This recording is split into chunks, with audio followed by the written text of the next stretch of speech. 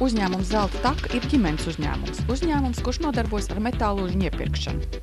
Piedāvā melno metālūžņu iepirkšanu, krāsaino metālūžņu iepirkšanu, metālūžņu bezmaksas izvešanu, lietotās sadzīves tehnikas izvešanu un plasmasas iepirkšanu. Otrreizējo izēvielu savākšanai un pārstrādei ir daudzveidīga un sociāla nozīme. Veicot šo apsaimniekošanu, mūsu uzņēmums rūpējas par to drošu un vidē nekaitīgu uzglabāšanu un apstrādi, līdz to nogādāšanai otrreizējai pārstrādei. Šādas darbības rezultātā mēs sniedzam ieguldījumu apkārtējās vides sakopšanā un vienlaikus nodrošinām apsaimniekoto materiālu nonākšanu otrreizējās pārstrādes apritē.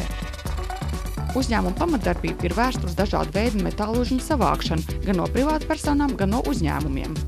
Mēs aicinām katru, gan iedzīvotājs, gan uzņēmumus būt atbildīgiem par vidi, kurā mēs esam un kurā dzīvojam.